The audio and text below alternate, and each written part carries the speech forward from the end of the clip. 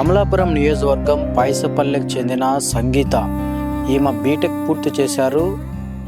Job నిమిత్తం బెంగళూరులో coaching తీసుకుంటూ మొన్న శివరాత్రికి ఇంటికి వచ్చారు. తల్లిదండ్రుల్లో ఎంతో ఆనందం ఉంది, కానీ ఒక్కసారిగా ఒక విషాద ఛాయలు నెలకొన్నాయి. ఈమె ఒక్కసారిగా బాత్రూంలో జారి పడడము, తలకు బలమైన గాయం కావడంతో కడపలో ఒక ప్రైవేట్ హాస్పిటల్కి తీసుకెళ్లగా వెంటనే తక్షణమే బెంగళూరు తీసుకెళ్ళండి అని డాక్టర్లు సూచారు. అక్కడికి వెళ్ళిన అనంతరం అక్కడ కూడా డాక్టర్లు స్కాన్ చేసి ఈమె బ్రెయిన్లో బ్లడ్ క్లాట్ అయింది, ఈమె చనిపోయిన పరిస్థితి అని చెప్పారు. ఒక్కసారిగా ఆ కుటుంబంలో కావచ్చు, ఆ గ్రామంలో కావచ్చు తీవ్ర విషాదం చోటు చేసుకునింది.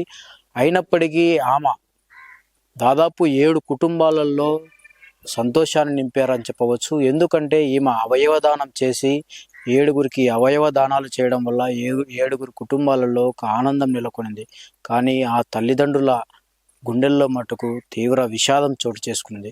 ఇప్పుడు మనం కమలాపురం నియోజకవర్గం పైసపల్లెకు వచ్చాము. అసలు ఏం జరిగిందని వాళ్ళ తల్లిదండ్రులతో పూర్తి సమాచారం అడిగి తెలుసుకుందాం. మనం ఇప్పుడు సంగీత ఇంటి దగ్గర ఉన్నాము. వాళ్ళ తల్లిదండ్రులు ఉన్నారు మనతో మాట్లాడడానికి. వారిని అడిగి మరింత సమాచారం తెలుసుకుందాం. అన్న చెప్పండి, ఈ సంఘటన ఎప్పుడు జరిగింది? సంఘటన శనివారం మధ్యాహ్నం 11:30 గంటలకు జరిగింది.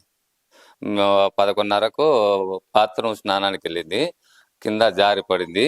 మేము మా పనుల కొద్దీ మేము పొలం పనికి వెళ్ళాము. తిరిగి వచ్చేసరికి 1:15గా వచ్చింది. అది ఆ సమయంలో బాత్రూంలో స్పృహ తప్పి పడిపోయింది.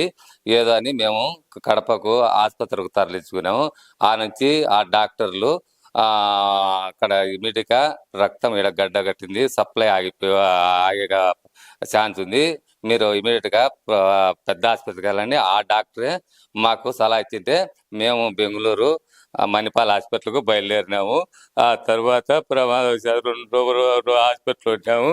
మా పాప ఇలా అయిపోయింది, మాకు అది సార్ జరిగింది. మీరు చెప్పండి, చిన్నప్పటి నుంచి ఎలా ఉండేది సంగీత? బాగుంటుంది. చదువు విషయంలో కావచ్చు, సంగీత బాగా చదువుకుంటూ బాగుండింది.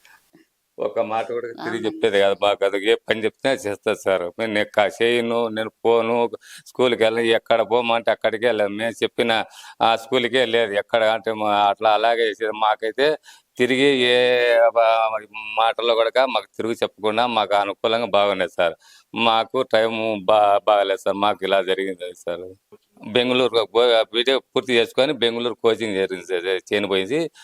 ఇంటికి వచ్చి ఇలా జరిగింది సార్. ఇది అంటే మీకు ఖచ్చితంగా బెంగళూరు నుంచి వచ్చేప్పుడు ఖచ్చితంగా మీకు ఫోన్ చేసి ఉంటుంది, మీరు ఎంతో కూతురు వస్తుందని చెప్పి ఎంతో సంతోషం వ్యక్తం చేస్తున్నారు.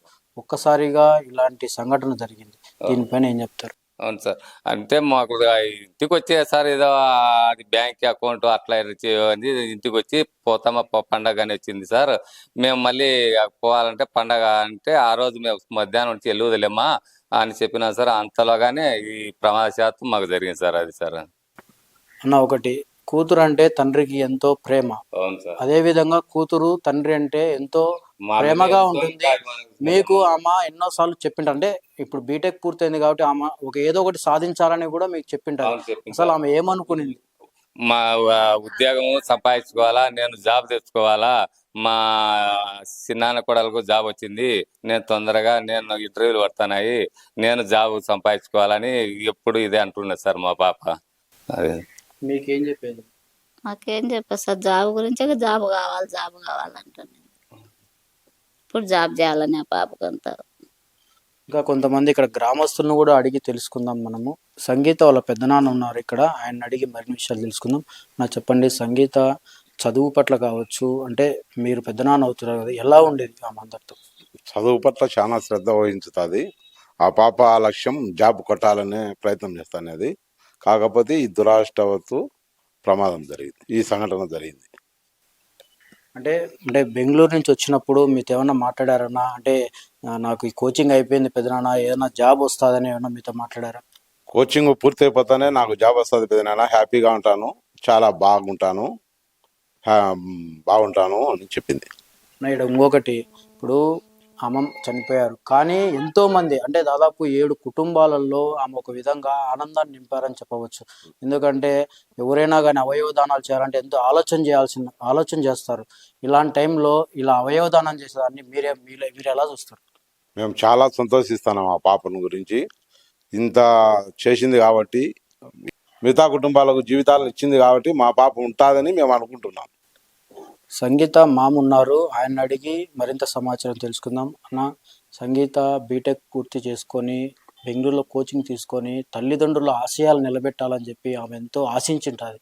ఇలాంటి టైంలో మహాశివరాత్రి రోజు ఇంటికి వచ్చి ఇలాంటి బాధాకరమైన సంఘటనలు చోటు చేసుకునింది. అందులో ఆమె కొంతమంది జీవితాల్లో కూడా వెలుగు నింపింది. ఓవరాల్గా ఇది చూస్తే మీరు ఏం చెప్తారు? నా ఇట్లా చదువుకున్న ఏ విద్యార్థినికైనా ఇట్లా జరగడం అనేది చాలా బాధాకరమైన విషయమే. ఇందులో తన కూతుర్ని ఇట్లా చదివించి బెంగళూరులో కోచింగ్ ఇచ్చిన తర్వాత ఇట్లా ఇంటికి వచ్చి ఇట్లా ఇంటి దగ్గర ఇట్లా జరగడం మరింతైనా బాధాకరమైన విషయమే. ఇది ఎవరు ఊహించని విషయం ఇదైతే. ఎందుకంటే ఇట్లా బాత్రూంలో ఇట్లా జారి కింద పడి తలకి గాయం జరిగి ఇట్లా జరిగింది అనేది ఎవరు ఇంతవరకు జీర్ణించుకోలేకపోతున్నారు విషయాన్ని. సో అక్కడ కడపకు తీసుకెళ్లారు, తర్వాత అక్కడ నుంచి బెంగళూరు తీసుకెళ్ళడం, వాళ్ళు స్పందించడం లేదు, ఎటువంటి స్పందన లేదని చెప్పడం.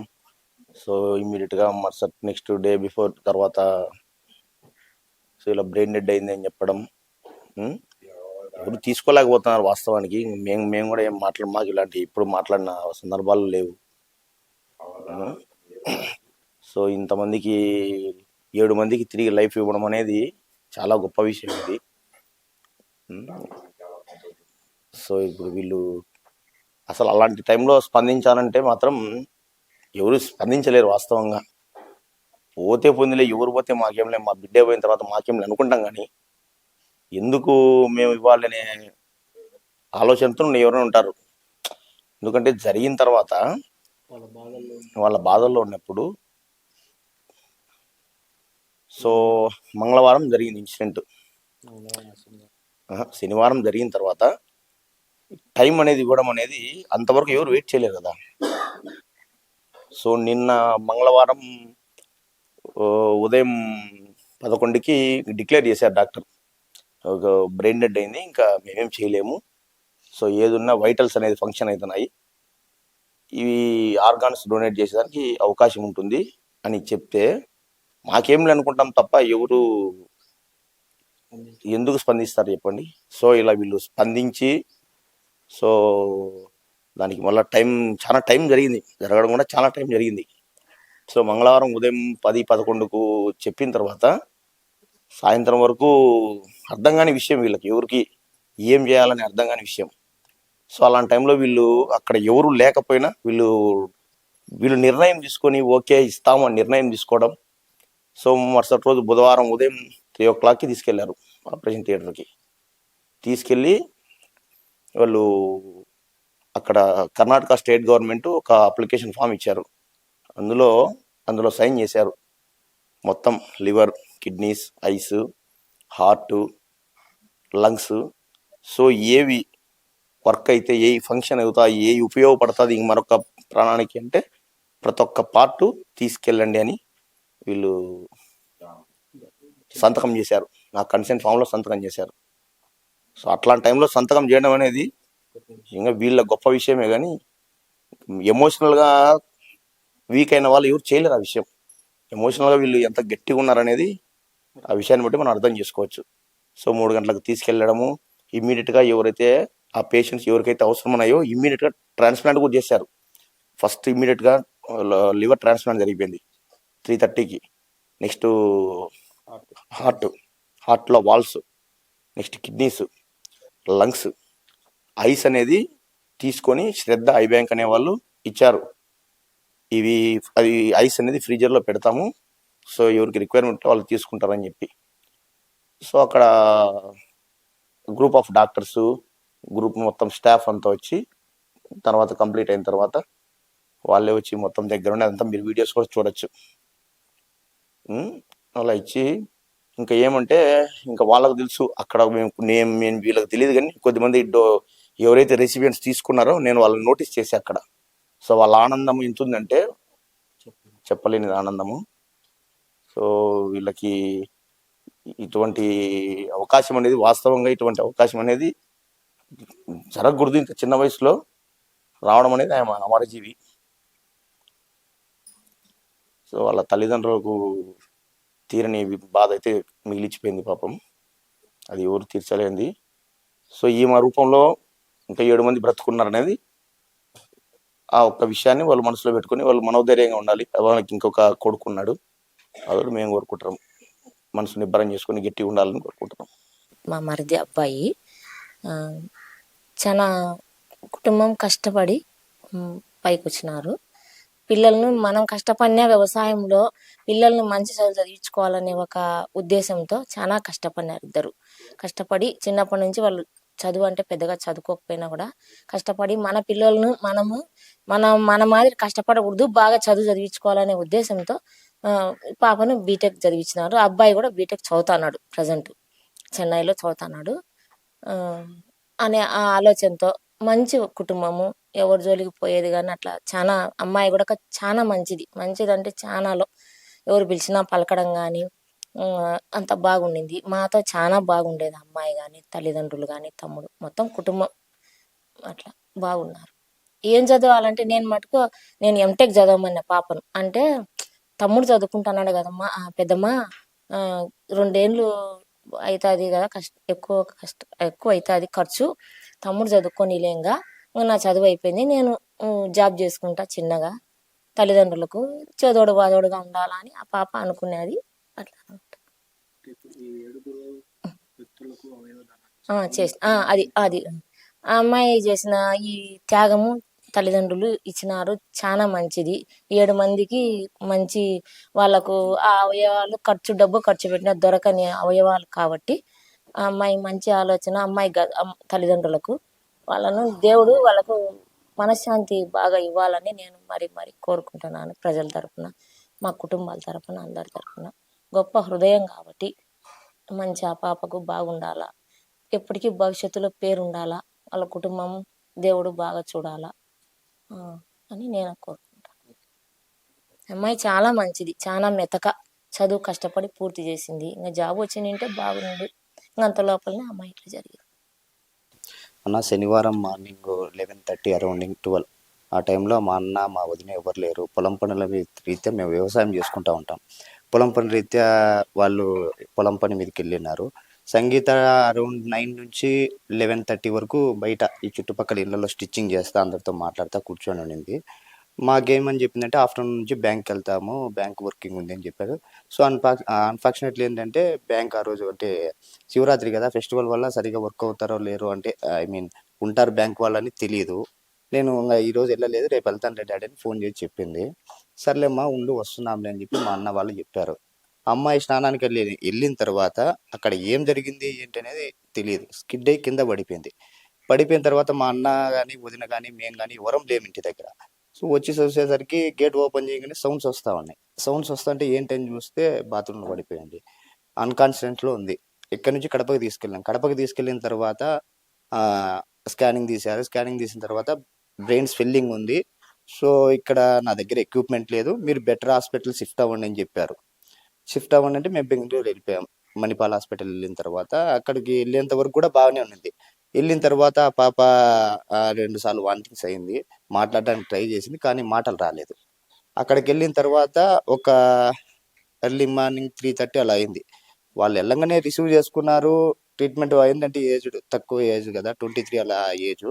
ఆ అమ్మాయికి తక్కువ ఏజ్ ఉంది. సో మెడిసిన్కి ఏమన్నా కోఆపరేట్ చేస్తుందని వాళ్ళు అయితే ప్రయత్నం చేసినారు. వాళ్ళు ప్రయత్నం చేసినా కూడా మాకైతే అదృష్టం లేకపోయింది. సో వాళ్ళ బుధవారం రోజు చెప్పారనమాట మార్నింగ్, మంగళవారం మార్నింగ్ చెప్పారు 11 ఆ టైంలో బ్రెయిన్ డెడ్ అయిపోయిందండి, మెడిసిన్స్కి ఏం కోఆపరేట్ చేయలేదు. సో మీరు ఏదన్నా ఉంటే ఇంకా మీ ఇష్టం చెప్పండి, మీరు ఎక్కడికైనా వెళ్తా అంటే వెళ్ళండి. ఎక్కడికి వెళ్ళలేము ఆ టైంలో, బ్రెయిన్ డెడ్ అయిపోయింది ఆల్మోస్ట్. ఆర్గాన్స్ ఏమైనా డొనేట్ చేస్తారా అని అడిగారు. సో మేము కొద్దిగా దాని గురించి ఆలోచన చేసాం. ఇవ్వాలా వద్దా అని ఒక 1 అవర్ 2 అవర్స్ డిస్కషన్ జరిగింది. ఎందుకంటే ఇవ్వాలంటే మా పాప బతికి లేకపోయినా పక్కన వాళ్ళ గురించి మేము ఆలోచన చేయలే. ఇంకొకటి ఏంటంటే మేము ఇంత డబ్బులు పెట్టినా మా పాపను బతికించుకోలేకపోయినాం. అది మాకు చాలా బాధాకరం. డబ్బు లేని వాళ్ళ పరిస్థితి కూడా చాలా మంది ఉంటారు. మా పాప లేకపోయినా మా పాపతో పాటు ఒక 6-7 కుటుంబాలు బతుకుతాయనే ఉద్దేశంతో మేమందరం డిసిజన్ తీసుకొని ఆర్గాన్స్ అయితే డొనేట్ చేశాం. అక్కడే సేమ్ డొనేట్ చేసిన టైంలో ఒక 1.5 ఇయర్ చైల్డ్కి హార్ట్ ట్రాన్స్మిషన్ చేశారు. లివర్ ఎవరికో చేశారు. వాళ్ళు ఎవరికెవరికి చేశారు అనేది అయితే మాకు చెప్పలేదు. ఒక చైల్డ్కి అయితే హార్ట్ డొనేట్ చేస్తున్నామని చెప్పారు అంతే. మిగిలినట్టు ఎవరికి చేస్తున్నారనేది తెలియదు. సో మాకు అక్కడ హాస్పిటల్ నుంచి ఇది ఒక సర్టిఫికెట్ ఇచ్చారండి డొనేట్ చేసినట్టు, ఐస్ది. మిగిలిన పార్ట్స్ అయితే ఏమి ఇవ్వలేదు. కానీ ఎప్పుడు ఆ పాప పుట్టినప్పటి నుంచి ఎంతసేపు మా నాన్న బాగుండాలి, మా అమ్మ బాగుండాలి, నా తమ్ముడు బాగుండాలి అని ఆలోచన చేసేది తప్ప వేరే ఒక్కరితో కూడా ఎవరితో ర్యాష్గా మాట్లాడడం కానీ ఏదైనా మాట ఇది చేయడం కానీ లేదు. పండగ కంటే అంటే చనిపోయే హాస్పిటల్కి వెళ్ళే బిఫోర్ 1 డే ఈ ఈ ఏరియా మొత్తం ఫెస్టివల్కి ముగ్గులు పెట్టింది. ఇంటింటి దగ్గర ఏ ఫెస్టివల్ వచ్చినా ఈ స్ట్రీట్ మొత్తం ముగ్గులు వేసేది. మొత్తం అంతా ఫ్రెండ్లీగా ఉండేవాళ్ళే, చిన్న పిల్లలతో సహా ఎవరైనా ఫ్రెండ్లీగా ట్రీట్ చేసేవాళ్ళే మా చెల్లెల్ని. కానీ మేము ఇది తట్టుకోలేకపోతున్నాము. అంతకు మించి మేమేం చెప్పలేము. సంగీత చిన్నప్పటి నుంచే చదువుల పట్ల ఎంతో ఆసక్తిగా ఉండేది. తండ్రితో చాలా స్నేహపూరితంగా ఉండి, నాన్న నేను ఖచ్చితంగా జాబ్ తెచ్చుకుంటాను, ఖచ్చితంగా మీరు అనుకున్న ఆశయాలు నిలబెడతానని చెప్పి కూడా సంగీత ఎప్పటికప్పుడు చెప్పేది. ఈమె బీటెక్ పూర్తి చేసి బెంగళూరులో కోచింగ్ నిమిత్తము బెంగళూరుకి వెళ్ళారు. శివరాత్రి కావడంతో ఇంటికి వచ్చారు. ఇంట్లో తల్లిదండ్రులు వ్యవసాయ పనుల కోసం బయటికి వెళ్ళారు. ఆమె ఇంట్లో రెడీ అవుదామని చెప్పి స్నానానికి వెళ్ళినప్పుడు చిన్న ప్రమాదశాత్తు జారి పడడంతో ఆమె తలకు బలమైన గాయమైంది. అంటే వెంటనే సమయానికి ఇంట్లో ఎవరు లేకపోవడంతో, సమయం ఎక్కువ అవ్వడంతో ఈ ప్రమాదం మరింత పెరిగింది. ఒకసారిగా తల్లిదండ్రులు రావడము, ఆమెను అన్కాన్షియస్ స్టేజ్లో చూడడము, వెంటనే కడపలో ఒక ప్రైవేట్ హాస్పిటల్ తీసుకెళ్ళడము. అంటే పరిస్థితి అప్పటికే సీరియస్ అయింది కాబట్టి వాళ్ళు కూడా డాక్టర్లు బెంగళూరు తీసుకెళ్ళాలని చెప్పి సూచించడంతో వెంటనే బెంగళూరు తీసుకెళ్లారు. అప్పటికే పరిస్థితి చేయి దాటిపోయిందని చెప్పి అక్కడ డాక్టర్లు కూడా ఈమె బ్రెయిన్ డెడ్ అయ్యని చెప్పారు. కానీ ఇక్కడ ఇంకొకటి, ఎందుకంటే సంగీత అప్పటికి ఆమె మరణించినప్పటికీ ఆమె 7 కుటుంబాల్లో ఒక సంతోషాన్ని కావచ్చు, 7 ప్రాణాలు నిలబెట్టాలని చెప్పి ఆ దేవుడు రాశాడేమో. కానీ అక్కడ డాక్టర్లు ఆ కుటుంబ సభ్యులకు ఒక మాట అడిగారు, ఆమె అవయవదానాలు మీరు చేస్తారేమో, ఒకసారి ఆలోచన చేయండి అని చెప్పడంతో ఒక్కసారిగా అప్పటికే సంగీత మాలో లేదని చెప్పి ఆ తల్లిదండ్రులు ఎంతో ఆవేదన కావచ్చు చెందుతున్నారు. బంధువులు కావచ్చు, తల్లిదండ్రులు. ఆ టైంలో డాక్టర్లు ఒక మాట వాళ్లకు అర్థం కాని పరిస్థితిలో ఉన్నప్పటికీ ఒక్కసారిగా వాళ్ళు ఎంతో పెద్ద మనసు చేసుకొని ఈ మంచి కార్యక్రమానికి వాళ్ళు చేయండి అని డాక్టర్లు సూచించడంతో ఆమె అవయవాలను 7 అమర్చారు. ఆ 7 ప్రాణాలు కూడా నిలబడ్డాయని మనం చెప్పవచ్చు. ఆ కుటుంబాల్లో సంతోషం ఉన్నప్పటికీ ఇక్కడ మన కమలాపురం నియోజకవర్గం పాయసంపల్లిలో మటుకు చాలా మంది మనసుల్లో తీవ్ర విషాదం నెలకొనిందని చెప్పవచ్చు. ఏదైనప్పటికీ సంగీత మనలోనే ఉంది. 7 మంది వ్యక్తుల్లో ఆమె ప్రాణాలు నిలబడి ఉన్నాయి కాబట్టి ఇది కూడా ఒక విధంగా సంతోషించాల్సిన విషయమే అని చెప్పి ఇక్కడ కొంతమంది వాళ్ళ బంధువులు కావచ్చు, గ్రామస్తులు కావచ్చు చెప్తున్న పరిస్థితి. ఏదైనప్పటికీ ఆయన తండ్రి, సంగీత తండ్రి ఎంతో ఆశలు పెట్టుకున్నాడు. ఆమె మంచి చదువుకొని ఒక మంచి ఉద్యోగం తెచ్చుకుంటుందని చెప్పి ఆ కుటుంబంలో ఎంతో సంతోషం ఉన్నప్పటికీ ఈ ప్రమాద రూపంలో ఆ కుటుంబంలో తీవ్ర విషాదం నెలకొనింది.